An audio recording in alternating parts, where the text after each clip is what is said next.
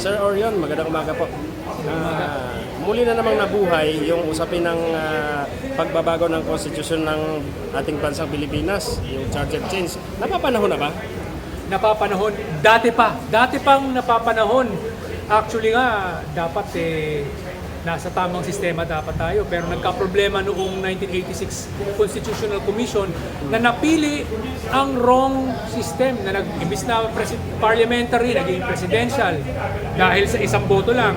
Dapat wala tayong mga anti-foreign direct investment restrictions. Nagkaroon dahil ang dami mga taong nagpapaka-nationalista daw. Ang nangyari, nilagyan nila ng ganyan at mas lalo tayong nahirapan dahil hindi nahihirapan pumasok sa Pilipinas ang maraming foreign direct investors kaya kakaunti lang ang mga trabaho. So, talaga kung tayo ay gusto natin hindi tayo mapag-iiwanan ng ibang bansa, which dapat nung 1990s pa lang inayos na natin, kailangan natin baguhin talaga yung sistema. So hindi nga siya napapanahon lang. Dapat nga dati pa ginawa ito eh. Dapat nung 1990s pa ito ginawa eh. Sa usaping pagbabago ng konstitusyon, tatlong paraan, CONAS, CONCON, and People's Initiative. Saan ang medyo pabor sa inyo na dapat gawin? Well, to be honest, no, sasabihin ko lang yung personal ko na gusto ko talagang baguhin talaga as in like total overhaul ng 1987 Constitution. Dapat magkaroon tayo ng bagong konstitusyon. Para magkaroon tayo ng ganyan, kinakailangan po natin ng Constitutional Convention.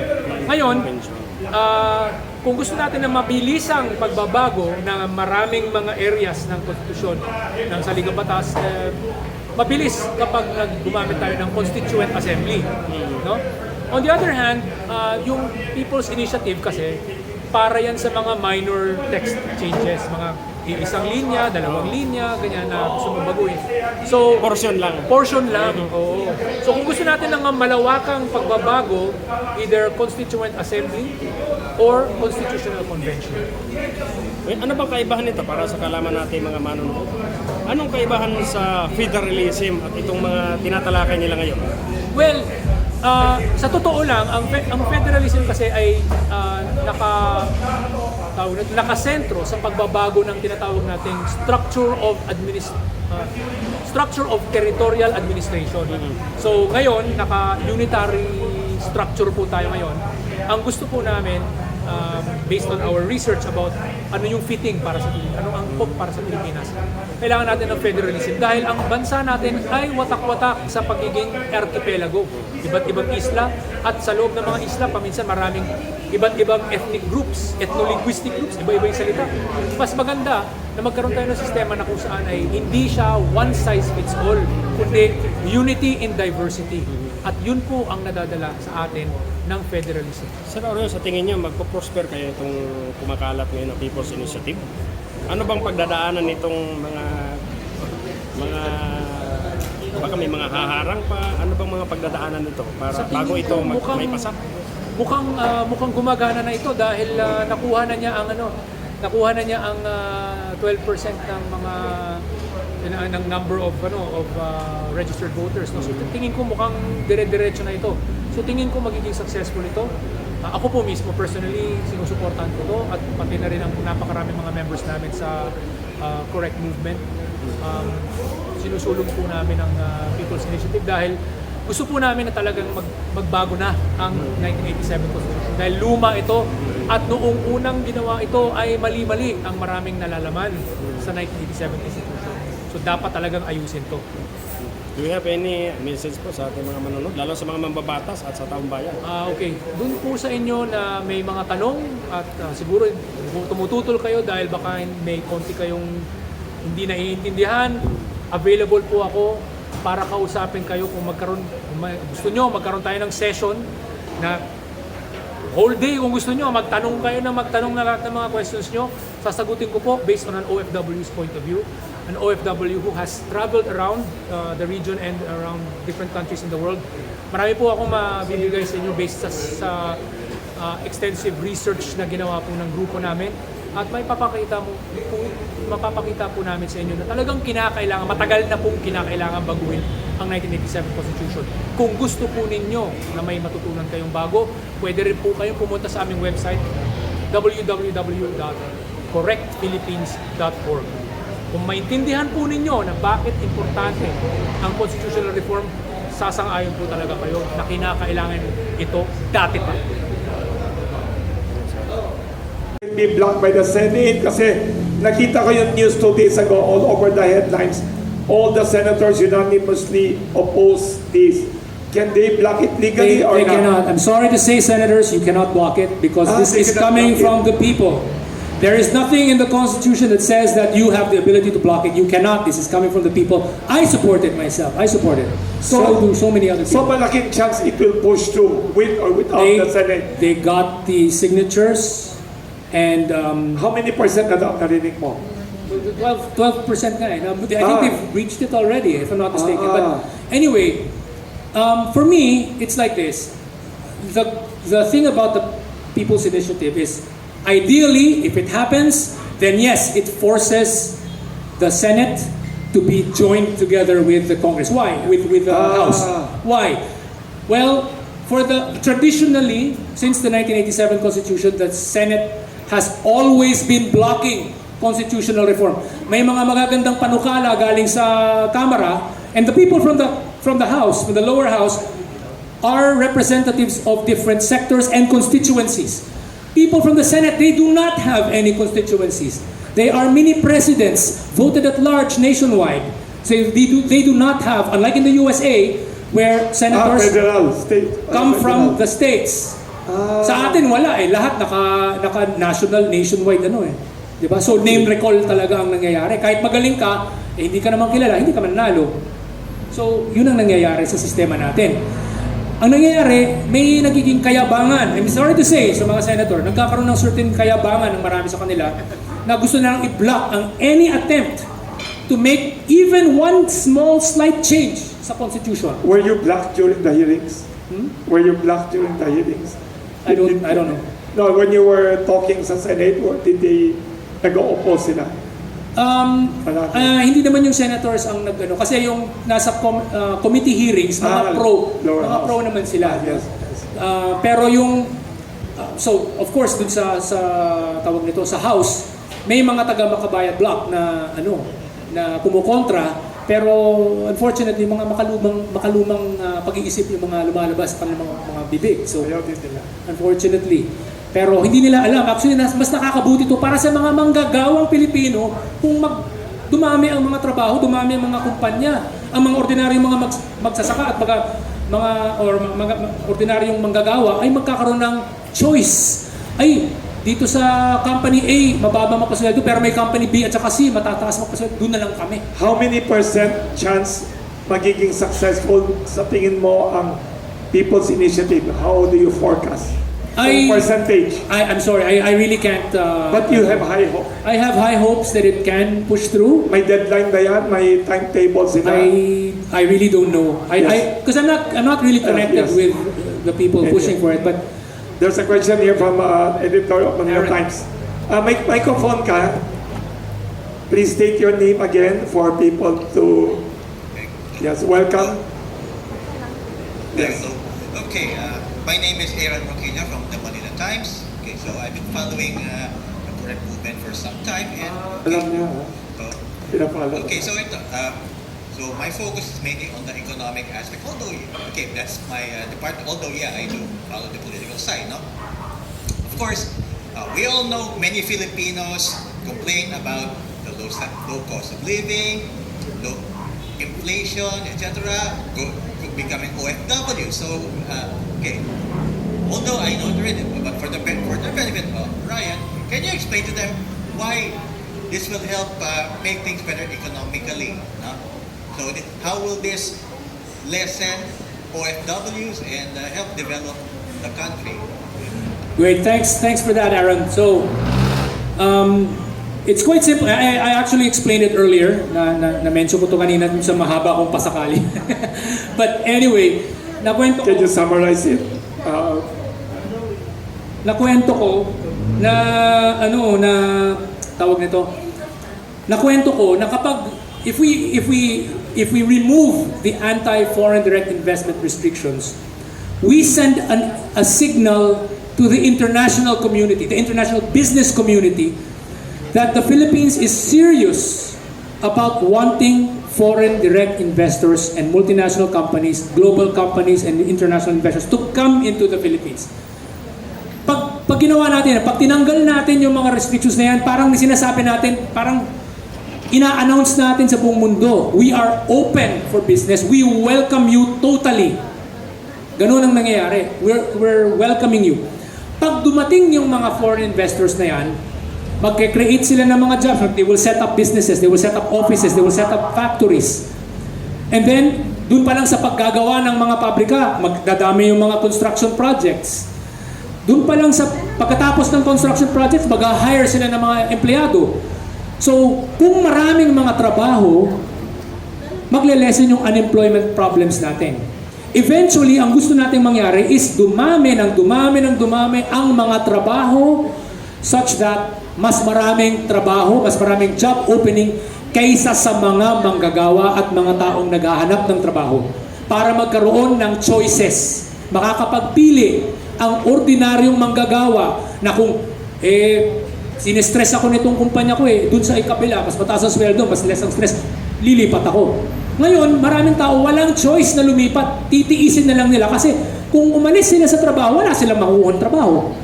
Pero kung ang daming mga job openings, ikaw, kampante ka na sa umaga, nag-resign ka, sa hapon may mahahanap kang bagong trabaho kasi ang daming openings. Di ba? Yun ang nangyayari sa mga katulad ng Singapore. Mas maraming trabaho kaysa sa mga citizens nila.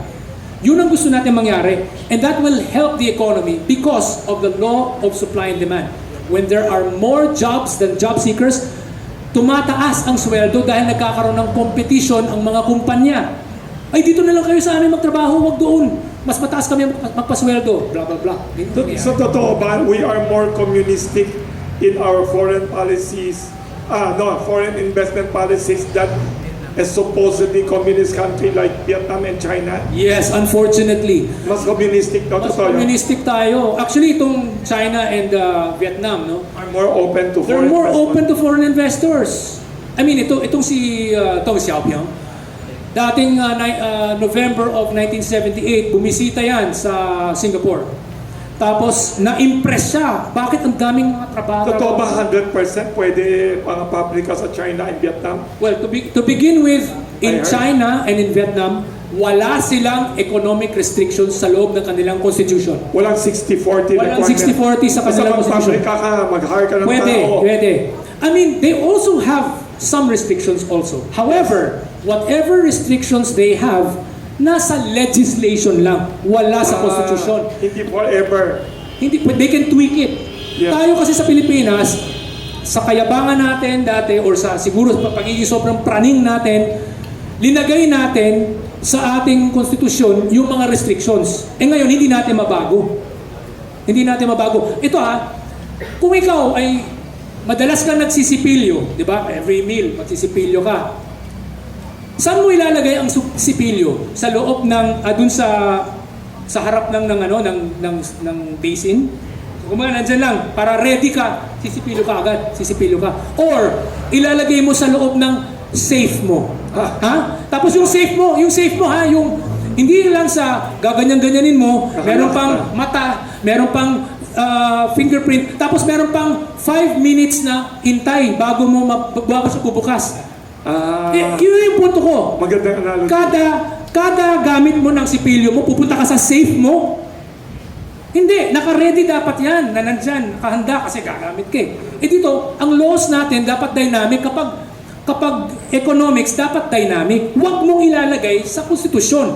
Tayo lang ang siraulong naglagay ng ganyan sa loob ng ating saligang batas. Para sa sipilyo. Tayo lang. Kaya pagdating sa UNCTAD rankings, tayo po ang third in the world in terms of restrictiveness against foreign direct investors. In Asia, we are the worst. East Asia, we are the worst. In Southeast Asia, we are the worst.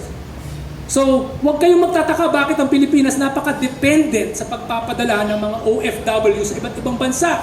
Tapos ang mga OFW natin, na mga graduates, mga may Engineers. maganda sanang engineer kaya, nagiging maid, nagiging construction worker lang. 'Di ba? Tapos naaabuso pa. Hindi pa dapat sapat na wake-up call yan, yung mga pag may kabaong na dumarating dahil na abuso, na ano.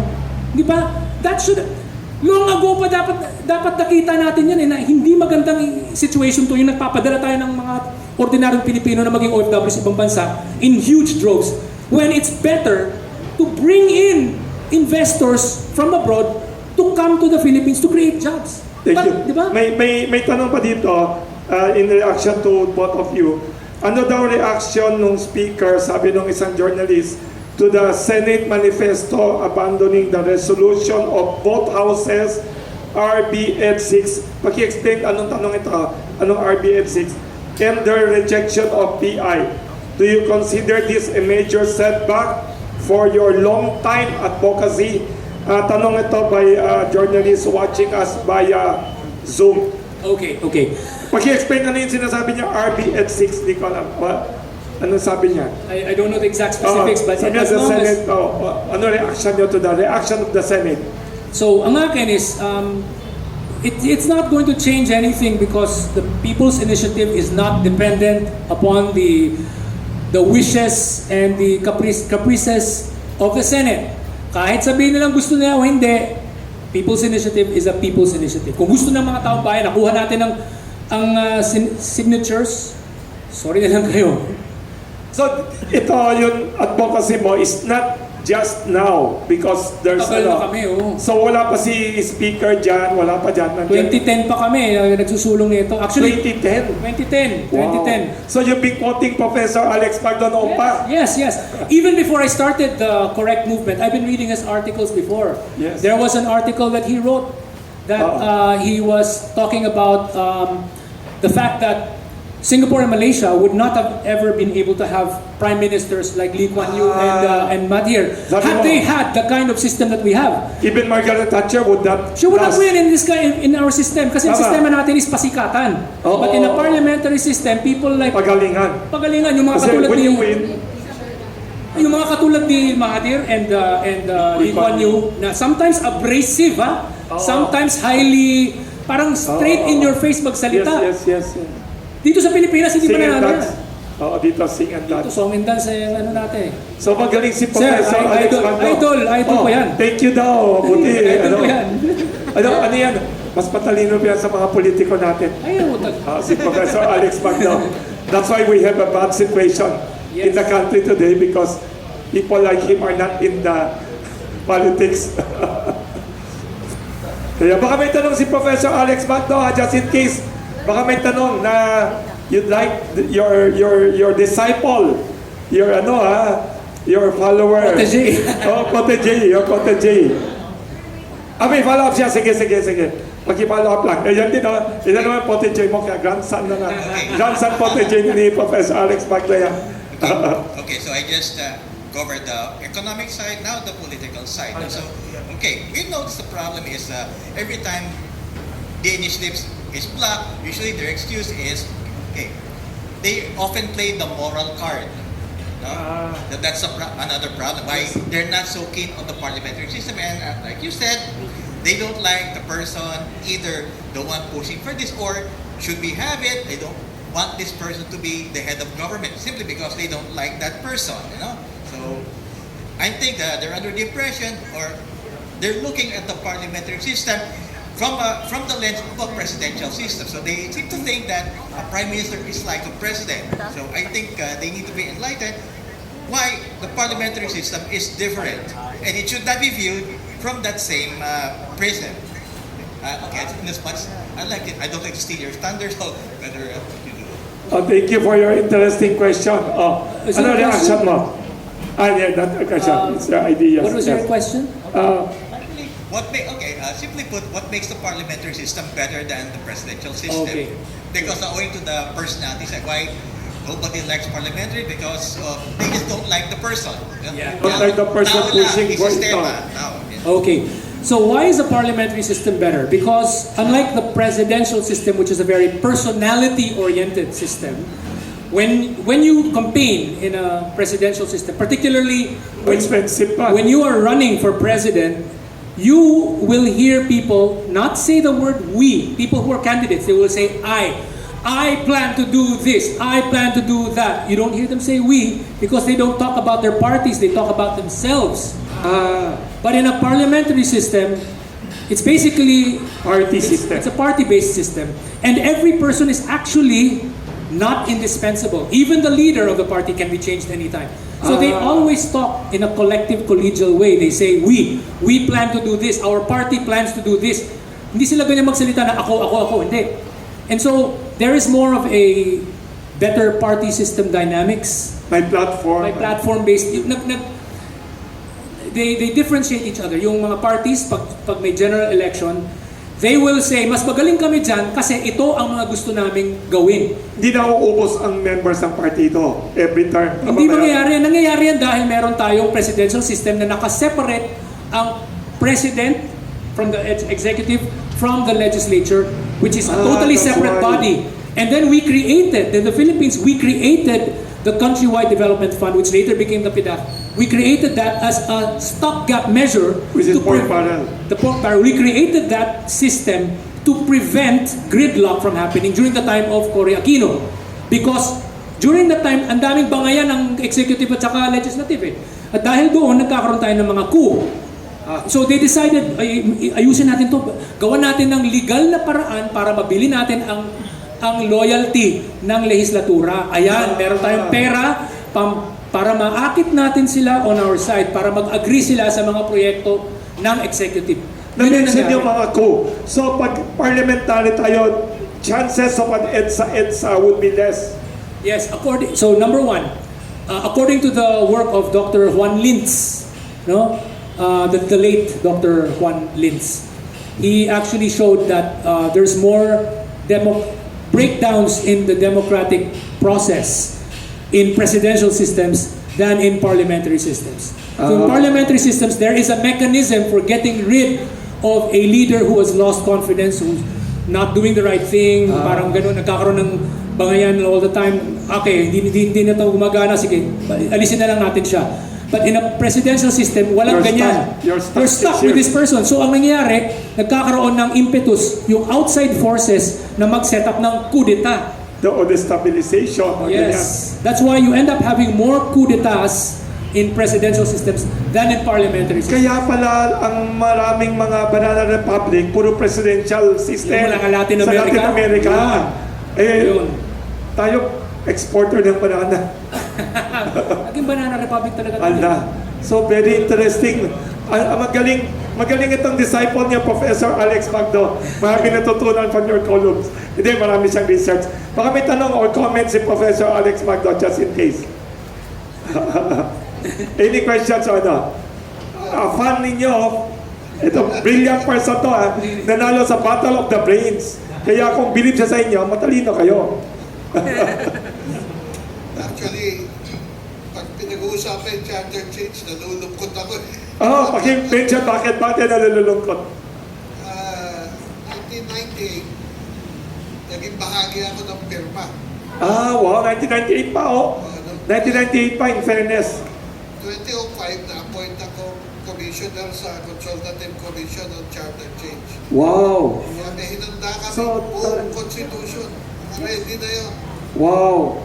So, anong reason ba't puro na pa-block itong good ideas? Dalawang pinakamalakas na point of resistance yung Catholic Church. Hindi ko alam kung bakit. Catholic Church? Natatakot silang may enact yung divorce law. Yun ang takot nila, divorce law. Oh, by the way, we are the only country in the world na walang divorce law. Even Italy meron. Grabe. Yung Senado, tingin nila yung charter Ang galing. change will Dalawa. prevent their existence. Wow. Yun ang dahilan. So, anong reaction? Any comment or any question you'd like to give Professor Alex Magdo? Actually, under the present setup, Yes. inevitably, Yes. we will be moving more and more towards money politics. Ay, grabe. Walang political party system. Walang political party, yes. Tapos, i-automate na natin. So, wala na yung dagdag bawas. Ay, lagot. Consequence nun, mahal na po ang bahay ngayon. 15,000 na yun. Sa probinsya. Wow, narinig mo? vote buying will be very expensive na, money politics na. So, ano eh, parang palubog na rin ang palubog dito. Ay. Yung election dependent sa money politics. Yes. Therefore, yung policies Yes. corrupt. Dahil Tama. nabawi. Kailangan bawiin. So the more dependent on money politics, the more corrupt policies will be. Kaya, ano, Wow, galing ng analysis. So tama. There's a big problem. I mean, that's what will happen. Yes. Kung hindi natin baguhin yung sistema, yun talaga yung will be trajectory worsen natin. and worsen. Yun yung trajectory natin. Wow. Thank you, Professor. Ang galing. Kaya we need to break the cycle. Yes. So now, one way to break the cycle of the move towards money politics is firstly, let's create an environment where people will no longer be mendicants always asking for money. And that happens because ang daming taong walang trabaho. Ayuda lang ang laging hinihingi. Diba? So, why not have a system na ang daming trabaho para sa mga tao?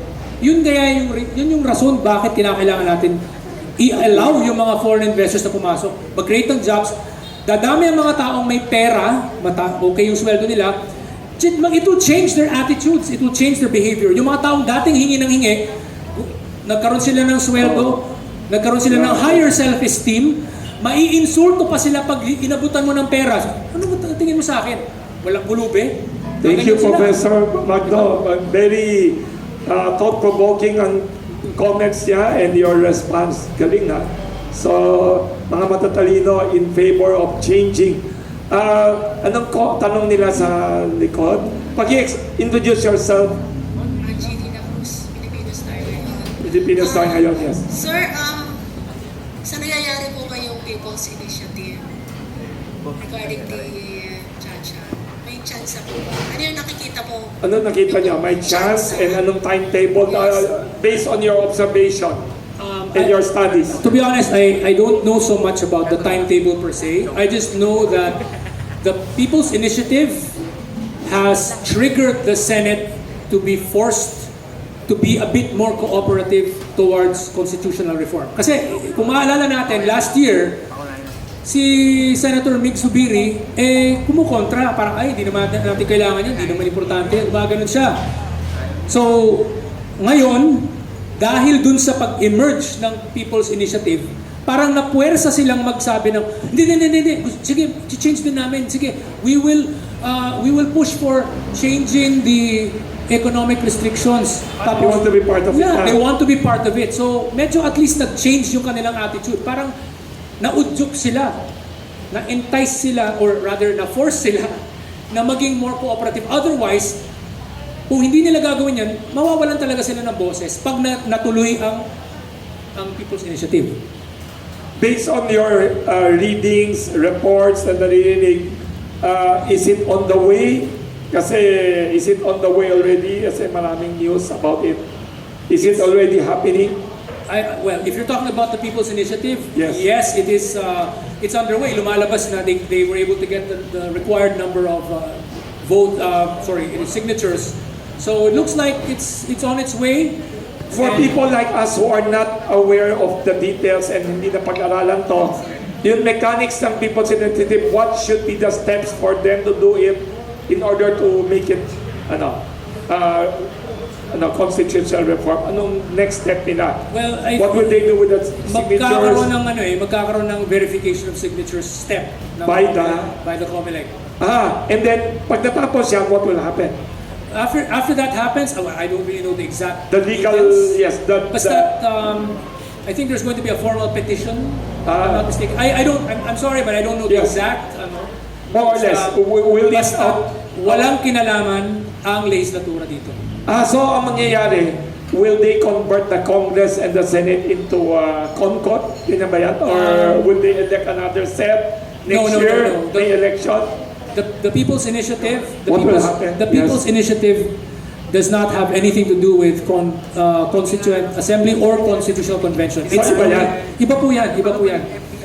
All that this particular People's Yes. Initiative is saying is, kung maipasa natin to, Kung napasa na, with the we will required have, with the required signatures. number of signatures, then ang gusto natin mangyari is mabago yung yung clause na ito na nagsasabi na Pwede na nila gawin. The lower house, upper house? or not yet, both? not yet. Kasi kinakailangan pa na magkaroon ng plebisito. So may On plebisito. what topic? On what question? On that text, the change of the the text, proposed. the proposed text is we will replace yung nakasulat doon sa Article 17 Yes. na sinasabing 3/4 vote of Congress. No, the Congress with a 3/4 vote shall convene, mga ganyan. Yes. Parang shall vote on amendments. Parang i-change nila yun para mag-change yung text that both houses of Congress voting jointly with a 3/4 vote, blah, blah, blah. Yun yung gusto nilang gawin para maging joint sila. Ngayon, ang point ko, bago nga mangyari yan, kinakailangan muna ng plebisito. So, magpo-call ng election ang COMELEC para lahat ng mga botante ay pupunta sa mga voting booths at mag-yes versus no na boto kung sang-ayon ba kayo doon sa text na yun. So, may chance pa na yung mga ayaw na makapagkampanya kayo During the vote.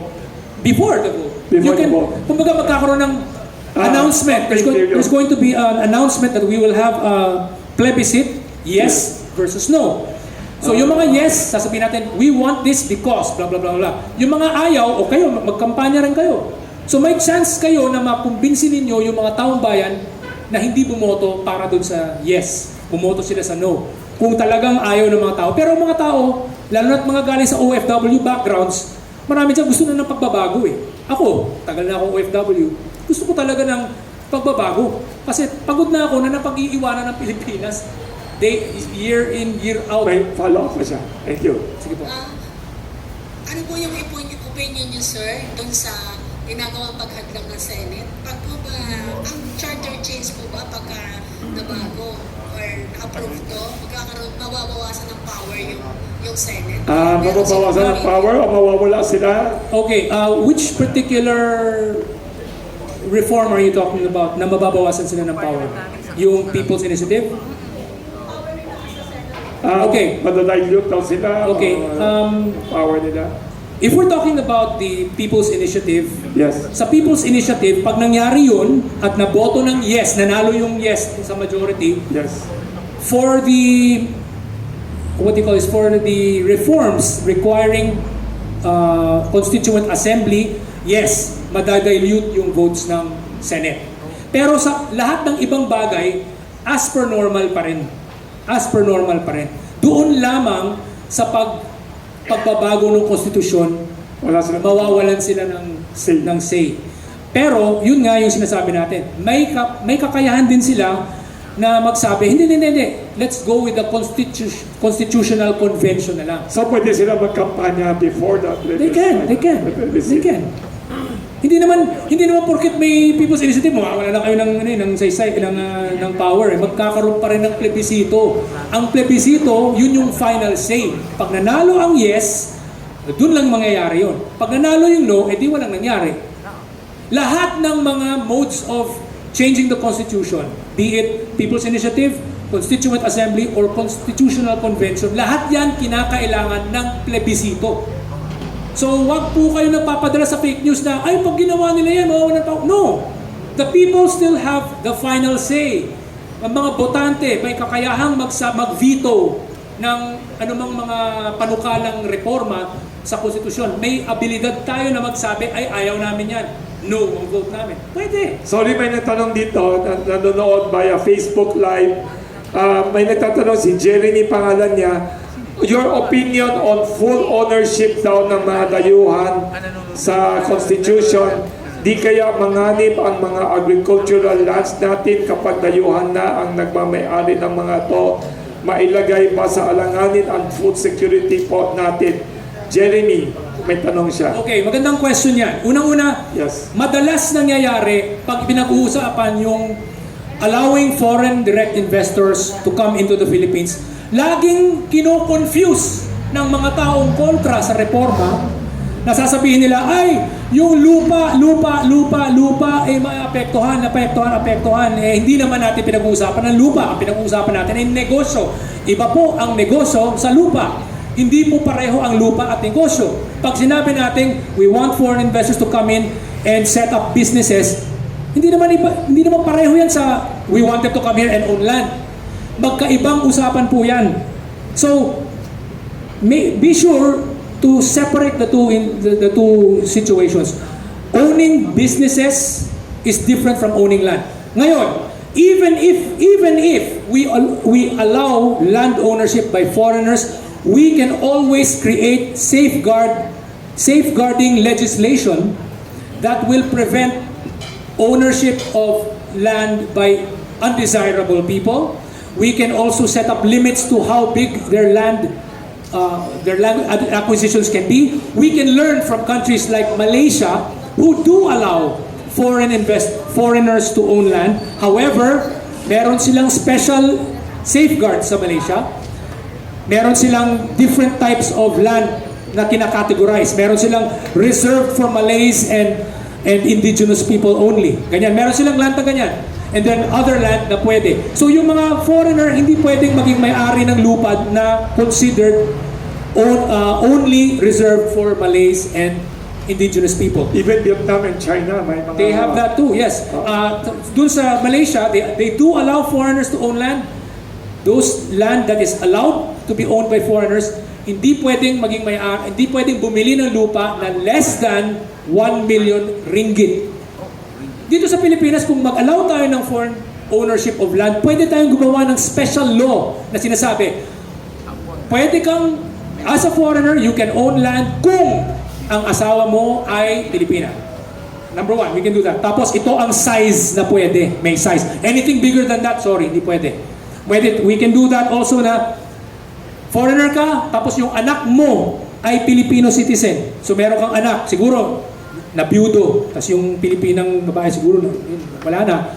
Pero may anak siya na Pilipino, pwede. We can make laws like that. We can also make laws that say we can be flexible and create legislation that will safeguard the rights of Filipinos para hindi kahit sinong Tom, Dick, and Harry dyan na foreigner ay magiging may-ari ng maraming lupain. Pwede tayong gumawa ng limits. Pwede tayong magsabi hanggang residential area lang na size of a mansion. Yun lang. Hindi pwedeng hacienda. Hindi pwede.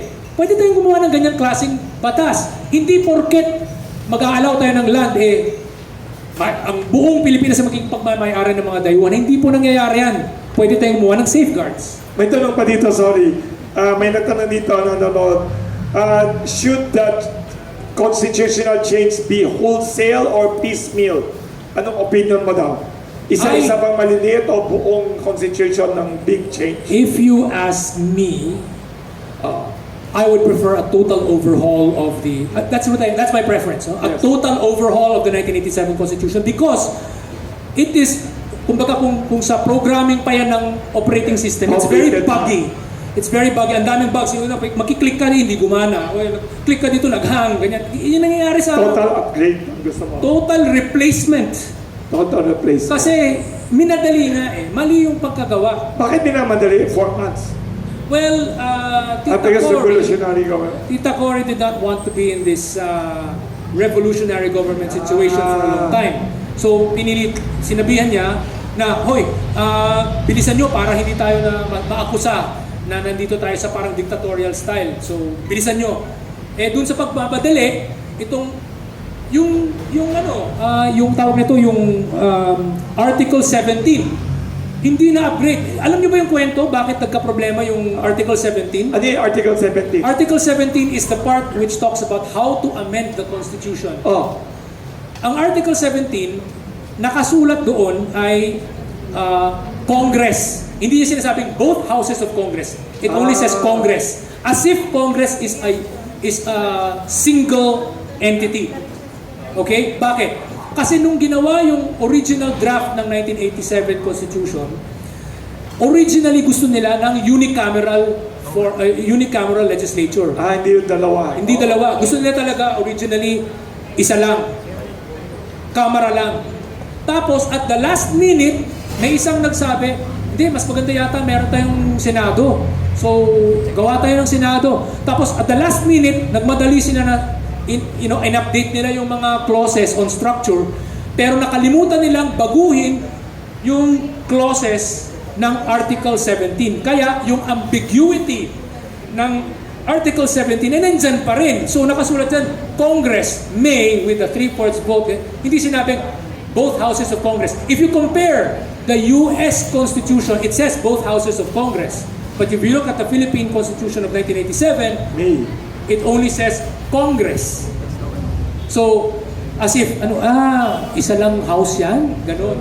May appeal ka ba to the senators now what they should be reacting or doing to these people's initiative? Curious, may nagtanong dito. Mga mahal na senador, parang awa nyo na sa aming mga OFW, sa aming mga ordinaryong Pilipino. Baguhin na po natin ang saligang batas. Please, wag po kayong humarang, wag po kayong maging sagabal sa pagbabago at pag-update at pag-upgrade or pag-replace ng palpak na sistema natin. Kasi kita naman po natin ang resulta ng Pilipinas dahil sa sistema nating palpak. Baguhin na po natin. Please lang, coming from an OFW IT professional na galing sa Singapore. Yun po. May nagtanong pa dito, sorry, may nagtanong pa dito. What is your reading of the President Bongbong Marcos stance on this issue? Hindi pa siya masyadong vocal about this, o mayroon na? Well, so May comment pa siya? Will he have a role? May role ba siya He dito? does not have a role to play, but Legally not. I know that there was a recent statement made where he said, kailangan na natin baguhin at least man lang yung economic restrictions tanggalin or at least man lang i-soften or i-loosen. So I think that's a good sign. It's a good sign that magkakaroon ng pagbabago dito kasi it looks like the president himself now thinks na it's now time to fix it. Yes, ma'am. Ayos. Dagdag ko lang po, Yes. may bilang po ba yung People's Initiative para ma-declare ng Comelec yung plebiscito sa Yung charter 12, change? pag na umabot dun sa 12%, Automatic na yun. yun, automatic na yun. So ngayon, titingnan kung ano ba to? Totoo ba to? Baka finorge lang? Ano ba to? Ganyan. I-verify. I-verify yung mga signatures. May nagtanong dito, sorry may nagtanong dito sa media. Naalala daw niya, nung panahon ni Noynoy Aquino as president daw, si Senate President Juan Ponce Enrile was for charter change of the provisions. Even the President of the Liberal Party, Yes. Speaker Sonny Belmonte, Sonny Belmonte, yes. told me personally he was for it. What happened? And they both, What happened? the Senate President, Enrile at the time, And and Speaker Speaker Belmonte, both went to Times Street to visit him personally. What happened? Well, he doesn't want to change his mommy's Ano constitution. reason? Ano reason? Ayaw niya. Ano yan? Emotional attachment? Emotional Ano? attachment. Emotional attachment. What is the logical reason? No logic whatsoever, just emotional attachment. That's unfortunately. How was he able to stop the two of them powerful? Yan, wala talaga. We have a political system na too strong ang presidente. Is it correct? Yes. Abnormally strong ang presidente. Abnormally strong. The president has the ability to use the purse strings, basically to say, well, I can withdraw your funding, if you don't. This is what I want. Tapos gusto nyo gumawa ng sarili nyo, I can withdraw funding from you. Too strong ang presidente. We have a hyper-presidentialist system in the Philippines. Na parang sultan. Absolute Parang- monarch. parang monarch. Like an Too absolute strong monarch. na imbalance. So, totoo yan. The two of them went there. They want charter change. Pumunta sila sa Times Street nung isang Sunday. Tapos ano nangyari? Sa Sunday. Nung pa sila, Ang lumabas, hindi nila na sinabi kung ano talaga yung pinag-usapan, pero Ayaw we daw. understand this position, parang gumanon sila. That's all. But ay. kitang-kita na ayaw talaga ng... So even the most intelligent politicians at that time, kahit na ano sabihin nila, they were for it. They were for it. I mean, Senate most President yun people who've gone through, a lot of history will see talagang walang kwenta ang sistema eh. May tanong, sorry. May tanong pa dito, yes. Jason Lopez po from EuroTV. Yes. I have two questions po. Yung una, do you think constitution reform is necessary to make economy grow instead of revising yung ilang mga laws natin, particularly the Retail Trade Liberalization Act, Foreign Investment Act, and Public Service, which is doon po, di ba, naka-indicate kung ilang percent lang yung maaaring ariin ng mga foreign. So do you think reform is necessary instead of revising na lang yung ilang mga laws na? Revising legislation is not enough because the Constitution is very loud. in sending a signal to the international community that we don't want foreign investors to come in. It's like this parang meron kang restaurant. Tapos sinasabi mo, "Uy, mga tao, punta kayo dito sa amin, punta kayo dito, we want you." Tapos may malaking sign na nakasabi, may malaking sign sa labas, bawal ang hindi ka mag-anak pumasok. So, parang nagsasabi ka, mixed signals, nagsasabi ka, punta kayo dito sa amin, punta kayo dito sa restaurant namin, pero may malaking sign na nakasulat, bawal kayo pumasok. Ano sasabihin ng mga taong gustong pumasok na nakita nila, bawal ang kung hindi ka pa, parang, ano ba talagang gusto mo? Gusto mo kaming pumasok o hindi? So, kinakailangan mong tanggalin yung signage na yan na nagsasabing ayaw namin sa inyo. So, ang Constitution po, mas mataas kaysa sa legislation. Kahit gumawa tayo ng anong mga pasikot-sikot, kung anong mga circumvention, hindi po gagana yan. Dahil ang Constitution natin ay nagsasabi na ayaw namin sa mga foreign investor. So, it's a signal It's really an evil signal that tells people na we don't want you. Kaya yan, we have one of the lowest, kumbaga low yung pagpasok ng foreign investors, yung foreign investment. Up to now. Oo. So, yung inflows natin mababa. So maganda ang kwento mo na because low foreign investors in the Philippines due to all these restrictions, yung mga pabrika nasa ibang bansa, so our best people like you, napupunta sa ibang bansa to work instead of enriching the Philippines. Yes. Alala ko ang dami kong mga nakikilalang mga puti dun sa Singapore, no? Nakakausap nila ako. Kasi meron akong sideline dati sa Singapore na nag-host ako, ako stand-up comedy, ganyan. Tapos nagugustuhan nila yung yung ginagawa kong stand-up comedy. Pagbaba ko sa stage, lalapitan ako ng mga puti. Tapos nalalaman ako, binibigyan nila ako ng card. Mga direktor, mga matataas na rango sa mga multinational companies. Tapos ganyan sila, "Hey, Ryan, we really like we love Filipinos. You guys are really the best, We'd love to actually, invest in the Philippines, but the problem is your laws, your constitution doesn't allow us to, it discourages us from coming in." Yun ang nangyari. Paulit-ulit ko naririnig yan Ever since nasa Singapore ako, naririnig ko yan sa mga puti, sa mga gustong-gusto nila sa mga Pilipino. Magaling tayo mag-English, marunong. We're good, we're hard workers. Marami sa atin may engineering degrees at saka kung ano-ano pa mga advanced degrees and all that. We're hard workers, we're fast learners. Tapos very flexible. We can think outside of the box. Pero ano nangyari? Napipwersa sila na mag-set up ng kanilang mga pabrika, ng office nila sa Singapore at mga pabrika nila sa Thailand, sa Malaysia, sa Vietnam. Tapos, kasi gusto talaga nila ng Pilipino, nag-hire sila ng mga bisor at mga manager na galing sa Pilipinas na nagiging OFW. Yun ang nangyayari. Either malayo sa pamilya or paminsan, talagang gusto nila, kukunin nila yung buong pamilya, gagawing expat dun sa Vietnam or sa Malaysia. And anong nangyayari? Itong buong pamilya na ito na pumunta, itong Pilipinong family na pumunta ng Malaysia o ng Vietnam as expats, hindi na nagbabayad ng buwis, hindi na nagre-remit. Bakit sila magre-remit? Yung buong pamilya nandun na, nasa labas ng bansa. Nagtatrabaho sila sa Vietnam, nagbabayad sila ng tax sa Vietnam. Hindi nakikinabang ang Pilipinas. Pero kung instead of sending Filipinos abroad, pumunta sila sa Pilipinas, yung mga taong empleyado ng mga multinational na to, magbabayad sila ng buwis. Ang mga multinational companies na yan, magbabayad din ng buwis. Dadami ang pera. Kailangan ng pera ng Pilipinas. May follow-up question yata siya. Yes.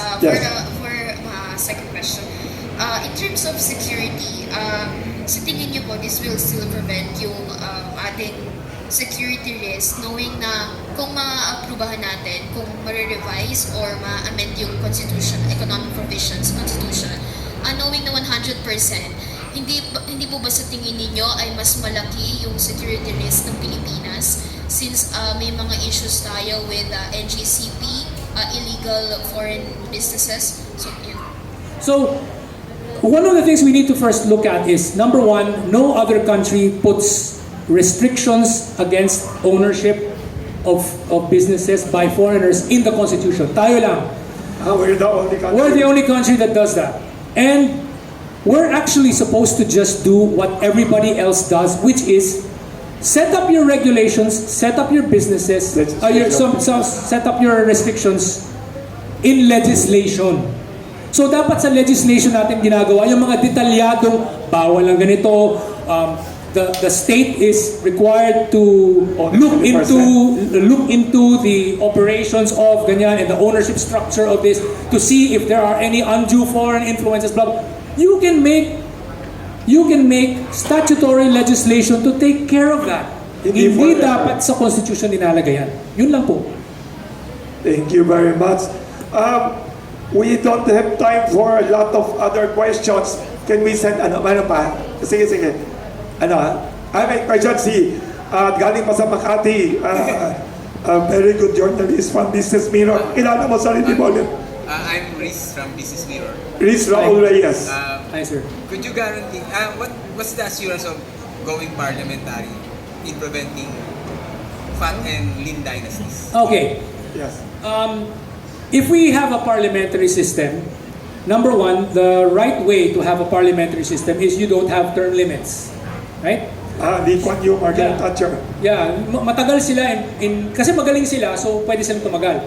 Now, there is research by Dr. Pablo Querubin, who's a Colombian academic based in the US. He made research about the Philippines, and that dahil sa pag-introduce natin ng term limits, lumala ang ating mga dynasties.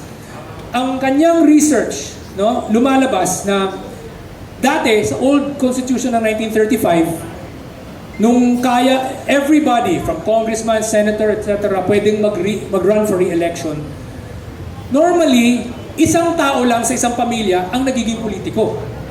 Isa lang. So yung tatay lang. Tapos yung mga anak nagiging businessman, nagiging whatever else, academic, ganyan. Tapos pag nag-retire siya, sometimes walang pumapalit, or kung meron pumalit after siya nag-retire. So, naging thin dynasty. If ever, naging.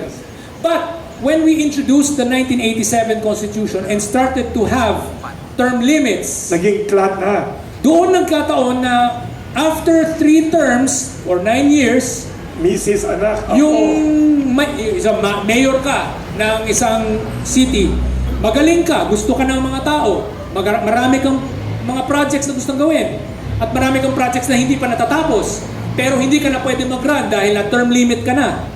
Sasabihin mo, anak, mag-run ka. Tatay, wala naman akong alam sa politika. Hindi, mag-run ka, ako yung magiging bise mo. Mag-run ka as mayor, ako yung magiging bise, magsabay tayo, tutulungan kita, anak. So, immediately after 9 years, nagkaroon ng 2 tao from the same family na nasa sa loob ng isang munisipyo, isang municipality or ng isang city. Sabay sila, fat dynasty na yun. And then another 18 years, nagkaroon ng pangatlong tao, nag-a-add. Yun yung nangyayari. It worsens. It worsened. So, before, there were no dynasties. Sometimes there were no dynasties and they became thin dynasties. Those dynasties that were thin became fat dynasties. So, talagang naging worse. Naging worse ang situation ng dynasties sa Pilipinas. Additional question. What model of parliamentary system are you recommending? What model? What countries? I actually particularly like the UK model. I like the UK model. I also like the German model. No? Sa nakikita ko, ang bansa na parang mixture between British and German is actually New Zealand. So New Zealand, maganda yung sistema nila. Maganda yung sistema ng New Zealand.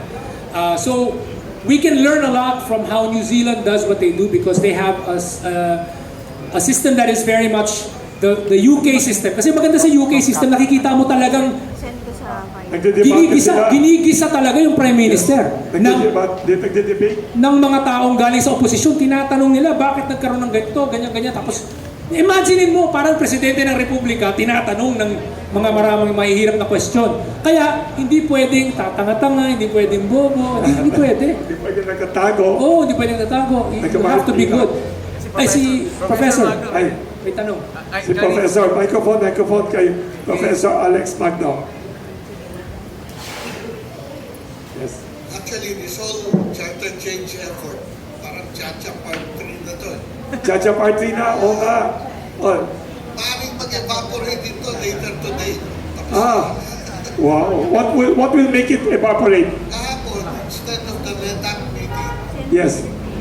ginawa ni Bongo, Yes. biniting niya yung mga senador close doon sa meeting. Tapos after that, biniting niya yung mga congressman. Oh. Initially, si Bongbong did not want to be involved in, ayaw ng personality niya, ayaw niya lang magulo.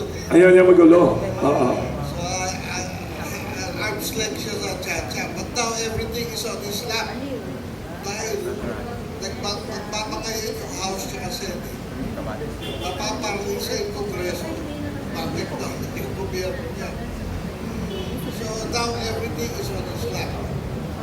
So it's him now who will break or unbreak it, ganyan. Wow. What? He has to take responsibility for this. Otherwise, ayawan na. Balik na lang ito. Pag-usapan na lang natin yung passive income tax reform or whatever. So there's a danger it might end up like the other two attempts. What is your reaction and recommendation? I came to this discussion very sad. Magaling na sinabi ni Professor, hindi ko alam yan ha. Ako hindi ko rin alam. Yes, Yung what akin is lang, your recommendation? ang akin lang sana Recommendation. talaga matuloy pa rin. And this is like our last chance. Kasi kung, Yes. I mean honestly speaking, as an OFW, long time OFW, Third attempt na pala to. there's no place like home. Kahit nandun ka sa labas ng bansa, Kahit na na modern society. magandang tinitirhan mong bansa, hindi ka talaga welcome sa totoo lang. Hindi mo naman talaga tahanan yan, hindi mo naman talaga home yan eh. Pilipinas sir. lang talaga ang home natin, mga Pilipino. So, kailangan natin ayusin. Sana, lahat ng ating mga leaders, from all sides, from all parts, dapat baguhin na natin yung sistema. Sana Anong message mo kay President Bongbong Marcos? Sabi ni Professor Alex Magdo, essentially now it's on her lap. Siya na King Solomon. Siya yung can make or unmake this charter change. Anong appeal mo kay President Bongbong Marcos? Suggestion mo. So, Mr. President, sana po gawin po natin ito. Let's go through with this process. This is the much needed change that we've all been wanting to have, that most people didn't know about in the 1990s and in the early 2000s. But now more people know, especially OFWs and overseas Filipinos, yung mga nag-migrate sa ibang bansa, alam na nila na kailangan baguhin ang sistema. So please, let's make it happen para makapag-uwi na rin ang maraming OFWs kapag gumanda ang mga resulta dahil sa mga reformang ito. Kailangan to because I remember older videos where the President himself was saying that he is pro-reform. I remember a lot of these videos. Gusto niya ng opening to foreign investors. Alala ko dati, sinabi niya, Nag-aaral siya sa UK. nag-college siya sa Dapat UK. alam niya. Gusto niya ng federalism. He's part of the federalism, the pro-federalism party, di ba? Oo nga, party niya. Partido Federal ng Pilipinas, o di ba, PFP. So, dapat magkaroon ng mga ganitong klaseng mga, at least man lang yung gradual shift, kung hindi natin magawa yung shift, at least man lang, papunta tayo doon. Let's make it happen. Let's not wait for another, I don't know what, how many more years bago mangyari. Forever na lang ba tayo mananatiling Banana Republic? Ayusin na natin to, baka mauungusan pa tayo ng Cambodia at saka Myanmar eh. Di ba? Naungusan nga na nga tayo ng Vietnam eh. Nagpa-planta sila ng huge plantation ng banana. Walang bilo. Actually, yung constitution naman natin is always the product of political contingency. Yung 1935 constitution, hindi pa na-effect yun. Binago na ni Quezon yun. Ginawa niya. Elected at large yung Senate. Senate. Para dominante yung nationalista party doon. Grabe. Para kontrolado pa natin yung nationalista party. Galing ni Professor 1930s. Yung 1987 Constitution, ang main consideration, anong gagawin natin kay Cory kung magpaparlamenta rin tayo? Si Cory lang. At swing vote doon si Felicita Aquino, last week yun. Ang classmate mo ang swing vote? Later, Mrs. Joker Arroyo. Yung swing vote, parliamentary to Wow. Siya yung one vote na yon. Na nagkagulo-gulo ang politika natin. One vote na yun. Pero kaya naging one vote contest yan. Kasi una, malaking majority ng parliament, pro-parliamentary Wow. system. Daming alam, galing ha. Grabe ang pressure ng Malacanang. Una-una, bakit nila sinulat na yung konstitusyon? Kasi ayaw nila, pataas ang pambansa ng control dito ay Laurel. Who had the political party. That's the reason. That's a contingent. Kaya binago yung konstitusyon. Talagang No concerns at that time. Hindi long-term, bigger picture. Shifting to a parliamentary system would again open the door to Doy Laurel. And his party. Ito yung nangyari ha. In 1992, November 1992, nag-speech si Lee Kuan Yew. Yes. Binatikos niya yung sistema natin. Hindi lang sa economics. Sabi niya, bakit kayo masyadong restrictive sa pagpasok ng foreign investors? But towards the end of his long speech, the famous speech, where he said, I don't believe that democracy necessarily leads to development. I believe that discipline is more important than democracy, blah, blah, blah. Intro lang yun, pero marami siyang sinabi. Binatikos yung sistema natin, binatikos niya ang 1987 Constitution natin. Sinabi niya, isa sa mga problema natin sa Pilipinas ay gumagamit tayo ng separation of powers na presidential system according to the parang US style. And he says it's a very difficult system to operate. Sinabi pa niya, kami bang mga Asian tigers na yumaman, na dating mahirap, magiging ganito ba kaming mayamang bansa kung gumagamit kami ng sistema na meron kayo? Hindi namin magagawa yan dahil mahirap yung sistema gamit nyo, yung American style system na yan. Which in turn actually, Mexican pala. yung Mexican pala. Mexican pala. Thank you. Thank you, Professor Alex Magno, for Thanks, great Doc. inputs and analysis and historical perspective. Galing. We have time for one more last question, and then we will serve nice lunch for everyone. You can still ask questions kay may follow-up and ask question, yes? One or two last questions.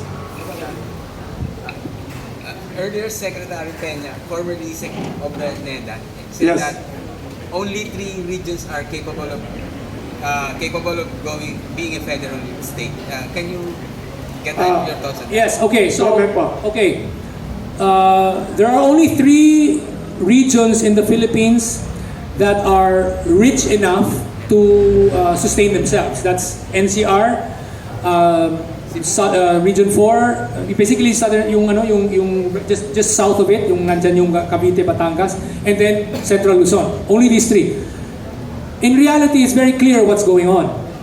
It's really all because of the current unitary system that we have. Everything is centered around Metro Manila, okay? Ito, President. And then, those 2 regions are actually spillover regions. Spillover ng economic activity ng Metro Manila. Kaya tayo may yung Region 4, yung southern, yung Calabarzon pala. Calabarzon, kaya sila mayaman. At kaya yung Central Luzon ay mayaman din. Dahil sa dito yung mga sobrang mahal na ng lupa sa mga lupa sa Metro Manila. Sige, doon na lang tayo sa Bulacan mag-set up, sa may Kawayan ngayon, or doon na tayo sa may Cavite o sa Laguna mag-set up. So, spillover po yan yung mga yan ng Metro Manila.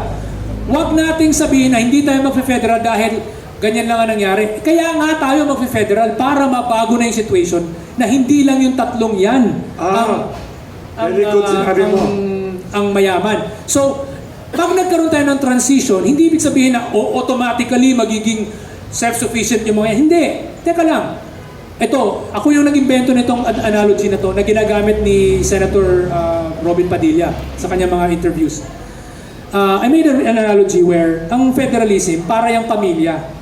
Pag may federal government, yung national government, para yung mga magulang, tapos yung mga regions, parang mga anak. Kung sa pamilya, hindi naman lahat ng mga anak pareho ng edad. Di ba? Mayroon kang mga anak siguro na, lalo na sa mga big families na mga 10 kids, di ba? Merong iba na nakapagtapos na ng college, may iba na kolehiyo pa, may iba high school pa, may iba grade school pa. Yung mga bata pa na yung mga bata pang anak, syempre, tinutulungan ng, binibigyan ng allowance yan. Ginagabayan ng mga magulang yan. Yung mga nagtapos na ng kolehiyo at nagtatrabaho na, pwede na kayong on your own. So, ganun din ang mga regions. Yung mga mayayaman na regions, okay, you're medyo autonomous ka na. Ngayon, yung mga hindi pa masyadong well-developed, tinutulungan pa rin. Tinutulungan para eventually maging self-sufficient din sila. Yun dapat ang ginagawa sa federalism. Yung tinatawag natin gradual evolving federalism. Yun po yung sinusulong namin. Wala kami sinasabing magkakaroon tayo ng, pag nag-federal tayo, diretso lahat magiging self-sufficient. Hindi naman ganun.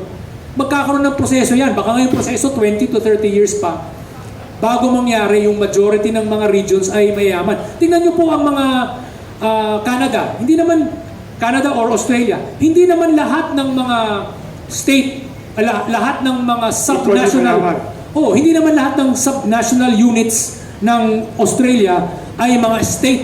Meron ding mga territory, like the Northern Territory in Australia, which is relatively poor and sparsely populated. Hindi sila state kasi wala pa masyadong tao doon. Ganon din yung mga sa USA. Sa USA, hindi lahat dati ay naging state. Alaska at saka Hawaii, 1959 lang yata sila naging state. Kasi before that, they were territories dahil hindi pa sila self-sufficient. So, may chance din yan. Ibig sabihin, if we don't start now, edi forever ganyan. Forever ganyan. Lagi lang Metro Manila at saka yung karatig na ano. So, magandang logic mo in answer to the observation. Very good. Thank you very much. Thank you. So, may question dito. Microphone, please. Yes. Pakiabot. Kung may dalawa, tatlo, okay pa. Yes, pwede pa. Pwede pa. Yes. I-exhaust na natin to. Yes, para lang yes. tanong. Baka pwede ka mag-serve ng soup mamaya habang nagkukonferensya Good siya. morning po. Yes. Pasensya na late cover. Yes. Tanong ko lang po kasi, I think there are some who are divided in their opinion when it comes to Chacha. Kasi there are concerns regarding yung 100% ownership, especially dun sa property.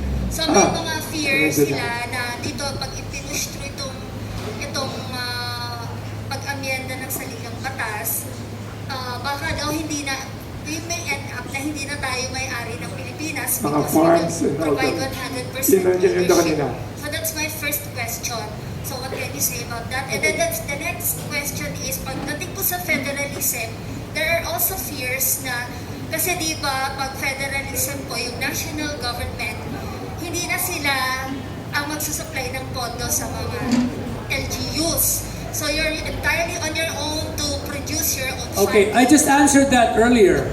I already gave an answer to that. I said, parang pamilya po yan. Yung mga LGU na hindi pa masyadong mayaman ay tutulungan na mag-transition para maging mas mayaman, maging self-sufficient. So, nasagot ko na po yan yung sa part ng federalism.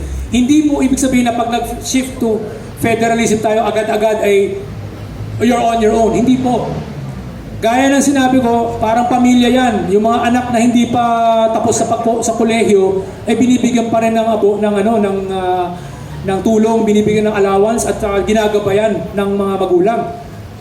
Saka na kapag natapos ka na sa kolehiyo at may trabaho na, dyan ka na magiging medyo autonomous na. Pero yun po, kakasagot ko lang po ng tanong nyo on federalism. So ngayon, dun tayo sa lands. Nasagot ko rin po yun actually kanina. So yung question dyan, pag sinabi ko doon kanina na kinakailangan natin i-separate yung issue ng foreign ownership of businesses versus foreign ownership of lands dahil hindi po sila magkapareho.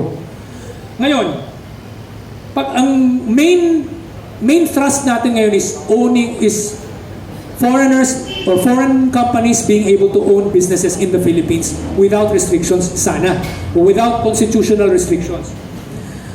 Ngayon, dun sa question ng land, pag kahit inallow natin na maging may-ari ng lupa ang mga foreigners, hindi po ibig sabihin na automatically lahat ng mga lupa ay pag magiging may-ari ng foreigners. Kasi pwede po tayong gumawa ng legislation na magse-safeguard tulad ng magse-safeguard sa rights ng mga Pilipino. Unang-una, gayahin natin ang Malaysia or pag-aralan natin anong ginagawa ng Malaysia. Sa Malaysia, nasabi ko na to kanina, Meron po silang categories ng land. Meron silang land na reserved only for the indigenous people and Malays.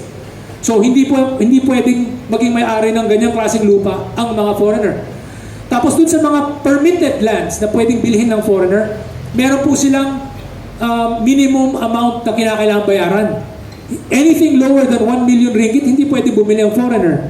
So merong ganyang klaseng mga restrictions. Tayo sa Pilipinas, pwede tayong gumawa ng mga special restrictions that will safeguard against yung pagmamayari ng sobrang daming lupa ng mga foreigners. Pwede tayong magsabi, ang ordinaryong foreigner, hindi automatically pwedeng maging may-ari ng lupa. Kinakailangan ay, kung gusto mong bumili ng lupa, pwedeng bumili ka kung bahay lang, isang ganito kalaki lang, no? Yung lote ng lupa lang. Pabrika lang. Diba? Export. Or condo lang. Ngayon, siguro kung ikaw ay foreigner, magse-set up ka ng business na magkikreate ng at least X number of jobs for Filipino citizens, pwede kang bumili ng lupa na malaki-laki. Pwede hacienda. Tapos hindi naman pwede hacienda. Siguro, laki ng pabrika lang. Ganun. So we can make special arrangements. We can also say, ang foreigner na may asawang Pilipina pwedeng maging may-ari ng lote. Ang foreigner na may Filipino citizen na anak pwedeng maging may-ari ng lote. Parang ganun, we can make legislation that safeguards the rights of the Filipino people. It does not mean na porket na-allow natin yung foreign ownership of land or foreign ownership of businesses, automatically mawawala sa atin ng ang ability to own land. Mapasasapawan tayo. Parang ang baba ng tingin natin sa sarili natin na porket nagkaroon ng foreigners, we will be displaced. Hindi po totoo yun. Especially if we create this safeguarding legislation. Actually, sa Amerika nga, you can own land. Yes. Oo. Di ba yung hapon, binili lang kay Federal Center, eventually binenta rin. We can create laws that say pag tourist visa holder ka, hindi ka pwedeng maging may-ari ng lupa. You have to at least become a permanent citizen, a permanent resident. Or Pwedeng investor. ganon. Or you're an investor. So, we can create safeguards. Safeguards that basically say, we want you to come here if you will create jobs for our people. Ganon. Hindi maging hasendero. Diba? Hindi naman magiging asendero yan. Diba? Very good. Ay, last question daw.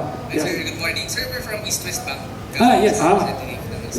Sir, question lang, since sa business side naman, for the foreign investors, so what if, sir, mga startup companies, yung mga local businesses na mas pipiliin nila na mag-work na lang sa mga bagong foreign companies because of the higher compensations. Hindi kaya, sir, may hirapan naman, sir, yung mga local businesses natin, especially yung mga nagsisimula pa lang na companies. So, well, that's a fair point, but we're still at a very early stage. No? So, even if nagsidatingan ng napakarami mga kumpanya, there will still be a lot of people na walang trabaho. And so, these people na walang trabaho or new grads na walang experience, maybe when they try applying for a foreign business na matas magpasweldo, sasabihan sila, well, sorry, ang dami naming aplikante. At the moment, get some experience first and then get experience at a local company. Something like that. There will always be, and in the early stages, maybe the first 30 years of this, of having so many foreign investors coming in, hindi pa mangyayari yung situation na yan na kinakatakutan natin. We have to wait for 30 years. That's how long it took for Singapore to become a first world country.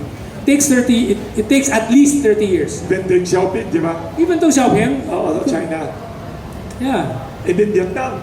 Hindi naman overnight. Hindi naman overnight. It took them, 1986 sila nagkaroon ng Vietnam. 1986 nila sinagawa yung mga Doi Moi reforms nila.